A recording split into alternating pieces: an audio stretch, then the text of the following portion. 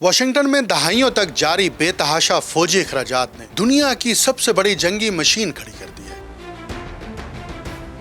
1961 में रिपब्लिकन सदर आइजनहावर ने अपने अलविदाई खिताब में अमरीकी अवाम को मिलिट्री इंडस्ट्रियल कॉम्प्लेक्स की पहली बार इस्तेलाह पेश की। दुनिया भर में फरोख्त होने वाले असले का 40% से जायद अमेरिका में तैयार होता है। इस तिजारत पर चंद बड़ी अमरीकी कंपनियां हावी हैं, जिन्हें बिग 5 कहा जाता है। हालिया अमरीकी इलेक्शन में कांग्रेस के 98% से जायद अरकान ने असला साज सनद से इंतखाबी चंदे वसूल किए।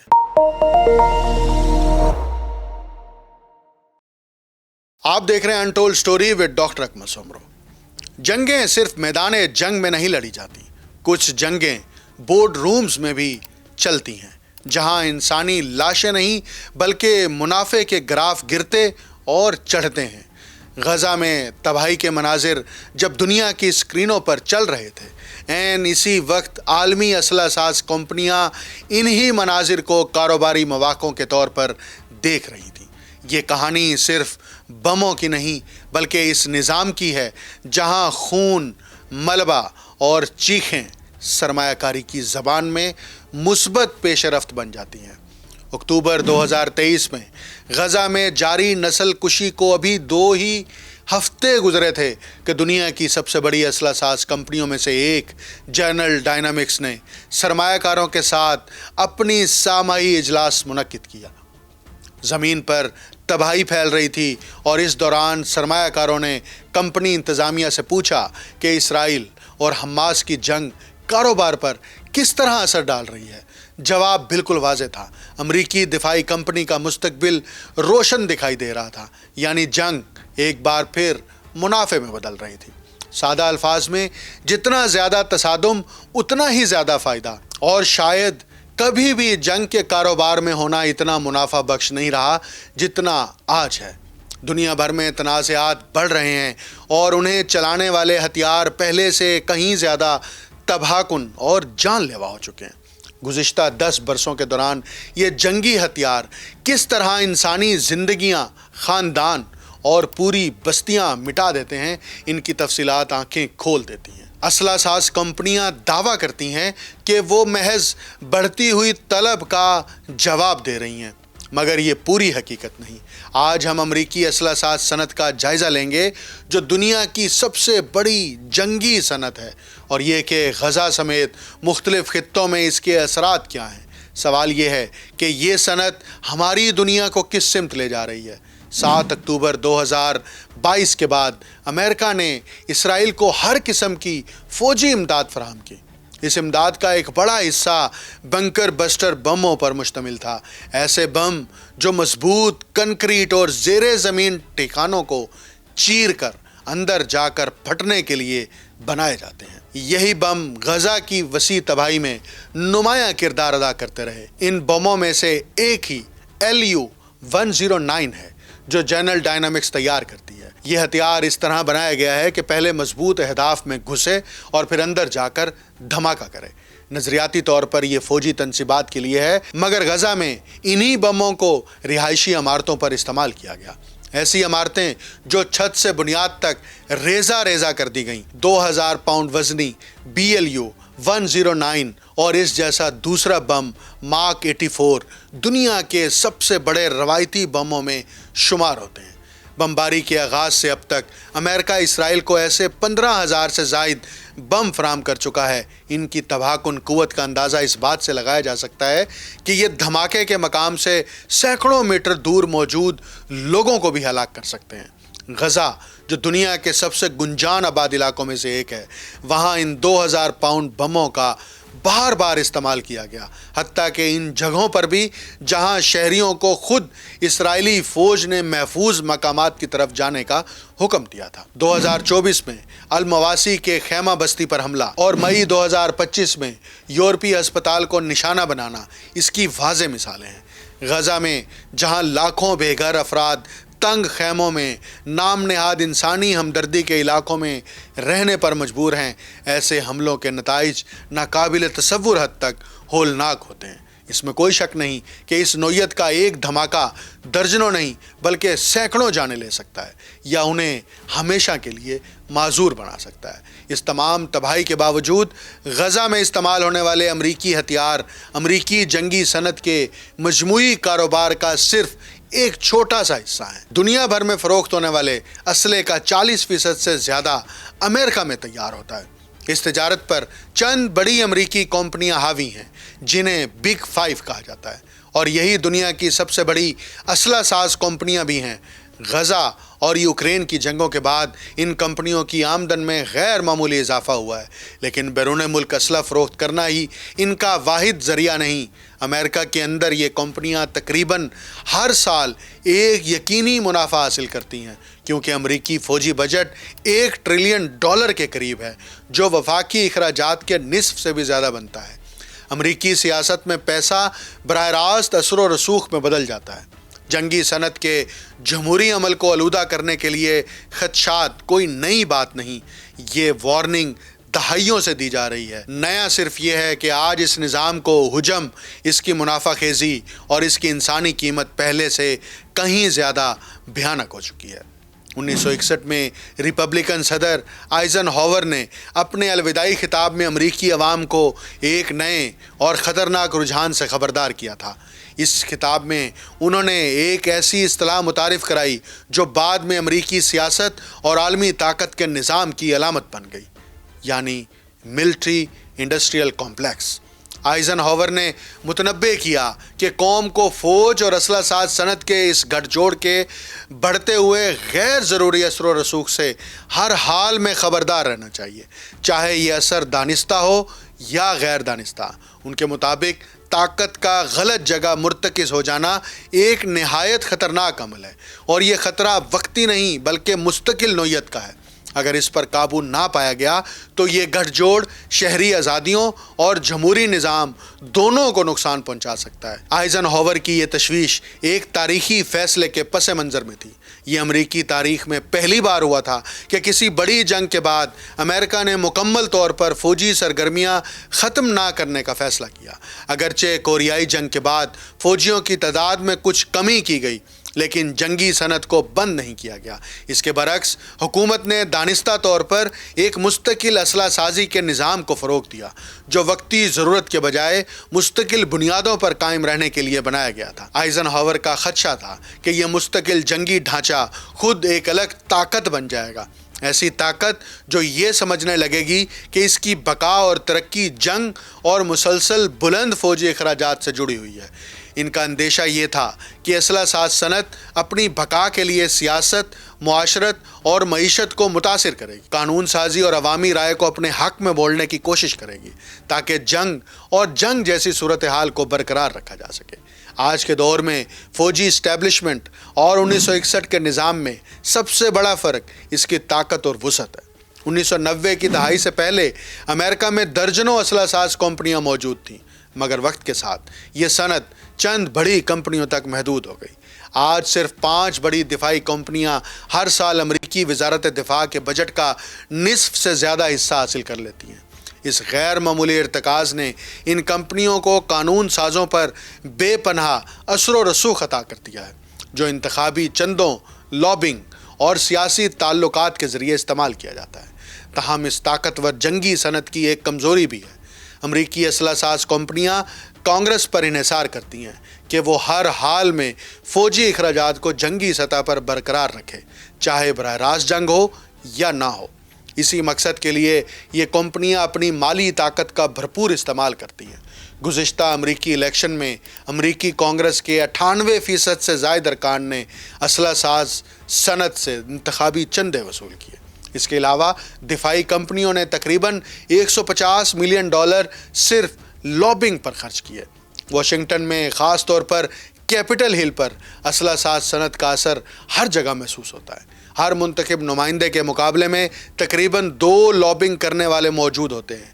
دفاعی کمپنیاں ریپبلکن اور ڈیموکریٹ دونوں جماعتوں کے سیاستدانوں کو مالی معاونت فراہم کرتی ہیں، اور کئی قانون ساز ان کمپنیوں میں ذاتی سرمایہ کاری بھی رکھتے ہیں۔ یہ سب کچھ اب ایک معمول بن چکا ہے، مگر اس سے ایک بنیادی سوال جنم لیتا ہے: آخر یہ سیاستدان کس کے مفاد کی نمائندگی کر رہے ہیں۔ کانگریس کے ارکان کو عملاً اس بات کا انعام دیا جاتا ہے کہ وہ فوجی بجٹ میں اضافے کے حق میں ووٹ دیں۔ اسلحہ ساز کمپنیوں کے انتخابی چندے ایک واضح ترغیبی نظام تشکیل دیتے ہیں۔ گزشتہ 4 فوجی بجٹ پر ہونے والی ووٹنگ کا جائزہ لینے سے ایک حیران کن حقیقت سامنے آتی ہے۔ جو ارکان فوجی اخراجات بڑھانے کے حق میں ووٹ دیتے ہیں وہ اسلحہ ساز صنعت سے اوسطاً 4 سے 6 گنا زیادہ رقم وصول کرتے ہیں بنسبت ان ارکان کے جو اس کے خلاف ووٹ دیتے ہیں۔ یہ تعلق ہر سال ایک ہی طرح نظر آتا ہے، جو پیسے اور پالیسی کے درمیان گہرے رشتے کو بے نقاب کرتا ہے۔ جنگی صنعت کے لیے ایک ممکنہ رکاوٹ کانگریس کی وہ کمیٹیاں ہو سکتی ہیں جو اربوں ڈالر مالیت کے دفاعی منصوبوں کی نگرانی کرتی ہیں، لیکن حقیقت یہ ہے کہ انہی کمیٹیوں میں وہ سیاستدان شامل ہوتے ہیں جو اسلحہ ساز صنعت سے سب سے زیادہ مالی فائدہ اٹھاتے ہیں۔ اس کی نمایاں مثال سینٹ آرمڈ سروسز کمیٹی ہے، جو پینٹاگون کے سالانہ بجٹ کی نگرانی کرتی ہے۔ اس کمیٹی کے chairman Republican senator Roger weaker ہیں۔ وہ نہ صرف امریکی دفاعی پالیسی کے اہم ترین کرداروں میں شامل ہیں بلکہ انتخابی چندوں کے لحاظ سے اسلحہ ساز صنعت سے سب سے زیادہ فائدہ اٹھانے والے سیاستدان بھی ہیں۔ وہ طاقت کے ذریعے امن کے نظریے کے بڑے حامی ہیں، جو ریگن دور کی فوجی توسیع کی پالیسی کا جدید روپ ہے۔ سینیٹر راجر ویکر نے مطالبہ کیا ہے کہ آئندہ دہائی میں امریکی فوجی اخراجات کو ملکی مجموعی پیداوار کے 5% تک بڑھایا جائے۔ اگر ایسا ہوا تو قومی سلامتی کے بجٹ میں کھربوں ڈالر کا اضافہ ہو جائے گا۔ ان کے مطابق امریکہ کو دوسری جنگ عظیم کے بعد سب سے زیادہ خطرناک عالمی حالات کا سامنا ہے۔ اسی سوچ کے تحت راجر ویکر ان مرکزی کرداروں میں شامل ہیں جو امریکی دفاعی بجٹ کو مسلسل اوپر لے جانے کے لیے دباؤ ڈال رہے ہیں۔ وہ خود بھی ان لوگوں میں شامل ہیں جن کا فوجی بجٹ میں اضافے سے براہ راست مفاد جڑا ہوا ہے۔ لیکن مسئلہ صرف یہ نہیں کہ کوئی کانگریس کا رکن اپنے چندہ دینے والوں کے حق میں ووٹ دے۔ اصل تنازع یہ ہے کہ امریکی سینیٹرز ایسی کمیٹیوں میں بیٹھے ہیں جن کے پاس براہ راست اختیار ہے کہ وہ انہی چندہ دینے والی کمپنیوں کے منافع کو بڑھا یا گھٹا سکیں۔ اسی نوعیت کا ایک اور طاقتور ادارہ سینٹ اپروپریشنز کمیٹی ہے، جو وفاقی حکومت کے تمام اخراجات کی نگرانی کرتی ہے۔ اس کی چیئرپرسن ریپبلکن سینیٹر سوزن کولنز ہیں، جو فوجی اخراجات سے متعلق ذیلی کمیٹی کی بھی رکن ہے۔ وہ بھی اسلحہ ساز صنعت سے بڑے پیمانے پر انتخابی چندے وصول کرتی رہی ہیں، مگر ان کا معاملہ اس سے بھی آگے جاتا ہے۔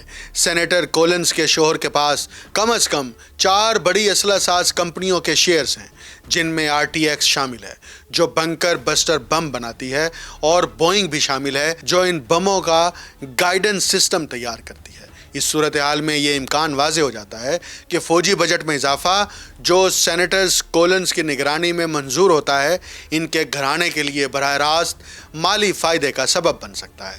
محتاط اندازوں کے مطابق کانگریس کے کم از کم 37 ارکان یا ان کے قریبی اہل خانہ اسلحہ ساز کمپنیوں کے شیئرز میں $113 ملین تک کی لین دین کر چکے ہیں۔